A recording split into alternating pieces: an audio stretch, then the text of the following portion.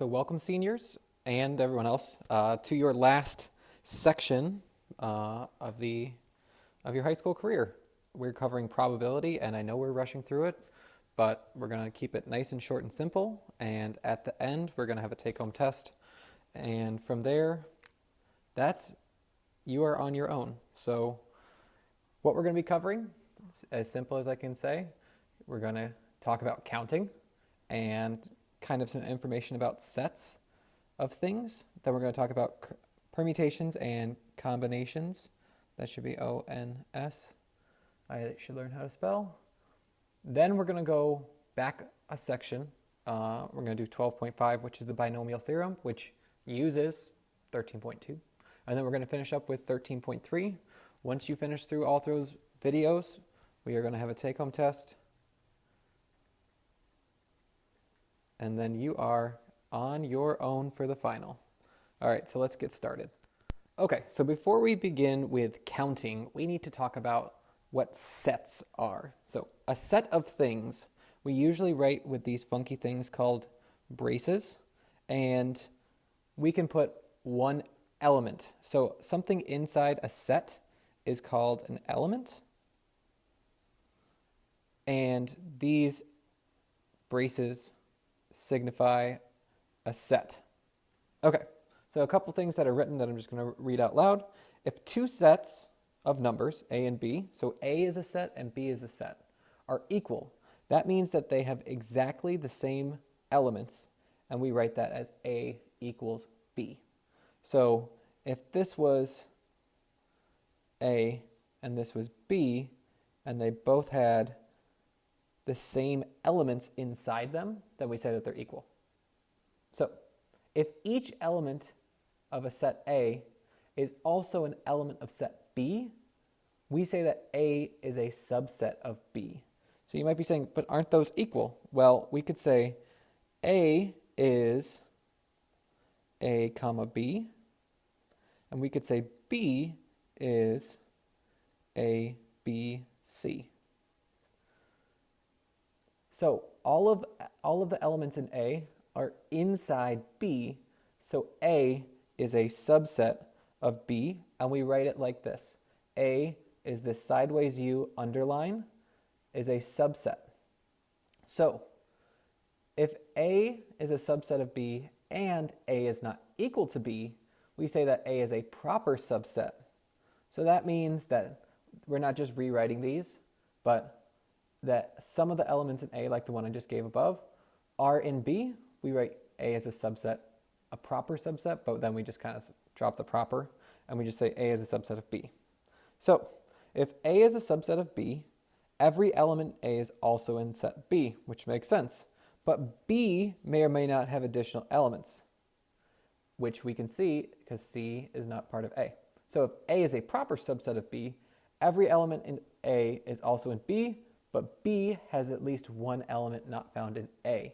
So these words are a fancy way of saying this one doesn't have a C, B has a C, A is a proper subset of B because it's missing a piece, but all of A's pieces are in B.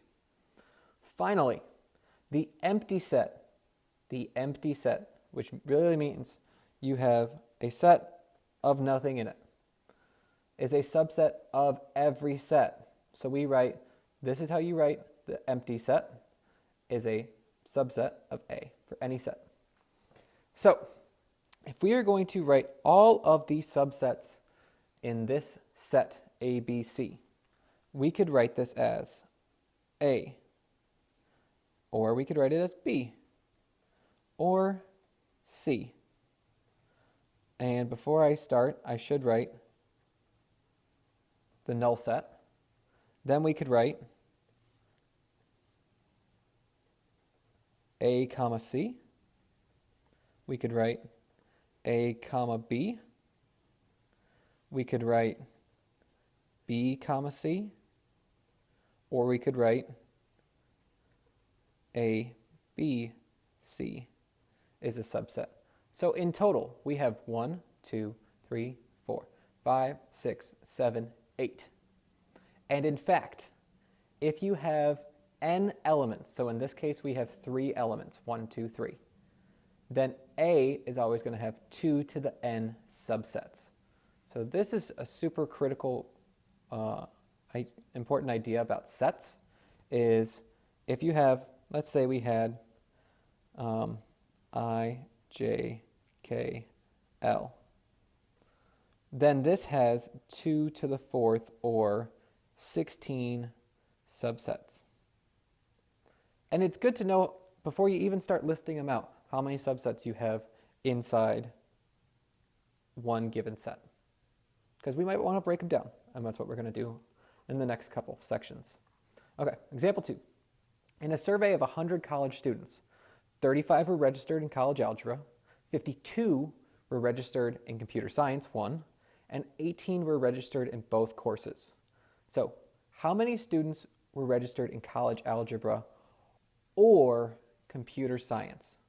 So, and or are our two big words. So what I'm going to do is I'm going to draw us a box. And we're going to put a Venn diagram in here. So let's say this purple circle right here, this is college algebra. And we had a total of 35 students, 35 were registered in college algebra. So this is 35 total. Okay. Then we have this green circle here. Just draw this green circle here. And this is computer science. And we have 52 students all together in here. And then the people that took both of these, so some people took college algebra and computer science, that was 18. That's right in the middle. So knowing all of this, if there's 18 in here, that means that there has to be 17 in just college algebra. And if there's 18 in here, that means out of the 52, that means 52 minus 18 is 34? Yep, 34. So 34 are just in college algebra. So if this is saying how many students were registered in college algebra or computer science, well, we have the number in college algebra, which is 17, and the number, and I should put parentheses, the number in computer science is 34, and there's 18 that get double counted.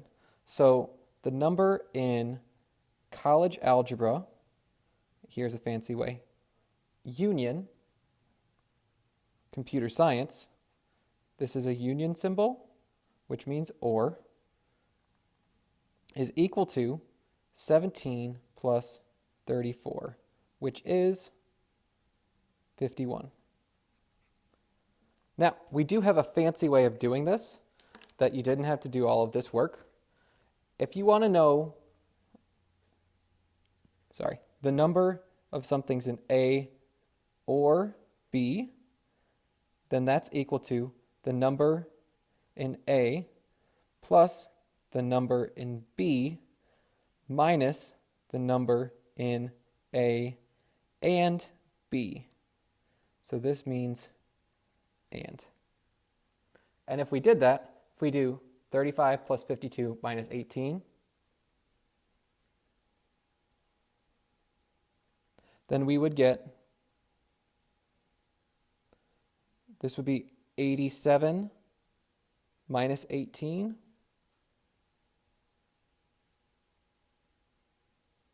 which gives us what we want. And you see, I kind of messed up here. I'm missing this 18 over here. So this should be 69. And this should also be, this is 87 minus 18, which is 69.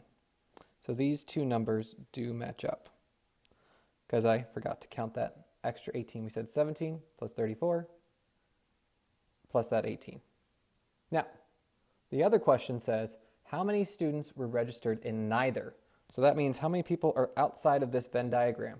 Well, if 69 students were in this to begin with, and there's 100 total, this would be 100 minus 69, which is 31 students are taking neither. Okay, hopefully that makes sense. We can flip it over and work on this a little more. So as we covered on the front, you can see these counting formulas that we have. If we want to find the number of things in A or B, remember that union symbol, you read this as two ways. Union, which means or, A or B, A union B, is the number in A plus the number in B minus the number in both, which is A and, or the fancy way, this means intersect. Additionally, if you have two sets, A and B, and they have nothing in common, then you're saying that the intersection is the null set, or if you drew it as a Venn diagram, you would have two circles that did not overlap. Then, if you want to find out the number of elements in A or B, it's just number in A plus the number in B. Pretty simple. So, in the year 2004, someone did a survey of the 42,155 doctoral degrees. Okay, so all of these added up together in this chart is 42,155. This lists the number of doctorates conferred on each of these areas of study. Now, if you want to think about it, getting a doctorate, you're not going to be able to write your PhD paper in more than one of these. So all of these do not intersect or overlap. So this is going to say how many doctorates were awarded by the U.S. universities in physical science or life sciences. So we go to physical sciences and we go to life sciences and we say the number, if we wanted to know the number of, I'm going to write physical science or life science, then that's just 6,049 plus 8819.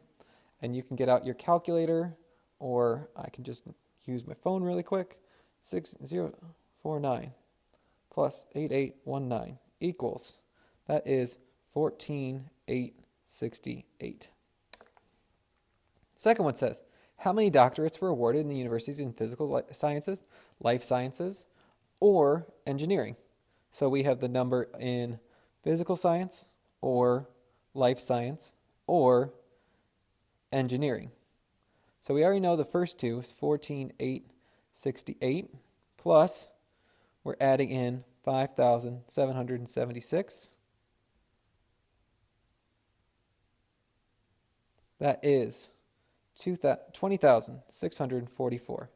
So pretty simple. We're just counting. The other way to count in these cases is we use multiplication. So if we're not talking about sets, but we're actually figuring out the number of combinations that you could have of something, this is the strategy I suggest you do. So the fixed price of a dinner at Aqua, which is a restaurant, provides the following choices. For appetizer, you can get a soup or a salad. Entree, you can get baked chicken. You can get a broiled beef patty, which sounds so delicious. A baby beef liver or roast beef au jus. And for dessert, ice cream or cheesecake.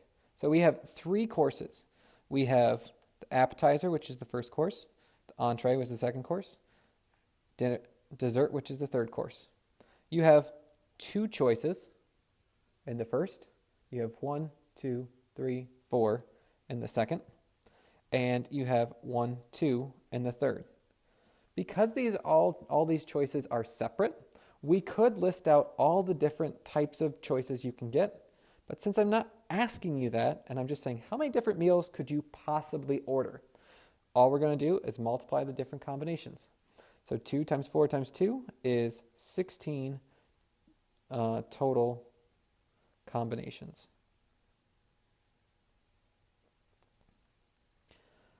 Same thing with the next one. How many two-symbol code words can be formed if the first symbol is an uppercase and the second symbol is a digit? Okay, So in this case, you have two simple code words, symbol 1, symbol 2. There are 26 letters in the alphabet, and then the second, there are 10 digits, 0, 1, 2, 3, 4, 5, 6, 7, 8, 9. So there are a total of 260 ways of doing this. Same thing for your phone. I know that they have increased to 6 digits now as the base minimum, but before passcodes were 4, or at least 4. So how many different 4-digit passcodes could you possibly have to unlock your phone? So we have 1, 2, 3, 4. And the thing is, you have to think about, can you repeat your password? Or the same digit, because you have 0000, which is super secure. So you could have 10, you could have 10, you could have 10, you could have 10, which is 10 to the 4th power, which is 10,000 different passcodes for your phone. That's why when people were saying, 10,000, not so secure, and they moved to 6. So if you have 6-digit passcode, now you have 10 to the 6th, or add 2 more zeros on. So now you have 1 million versus 10,000. So you have 10,000 or 1 million ways for a 6-digit passcode, which is super secure. So just 2 more digits makes your phone even harder to break into. All right, so what you guys don't have, because I wanted to save a piece of paper, is the homework problems for this first section. Make a note of these. These are the problems that I want you to work on. All right, if you move on, we're going to be on 13.2 next.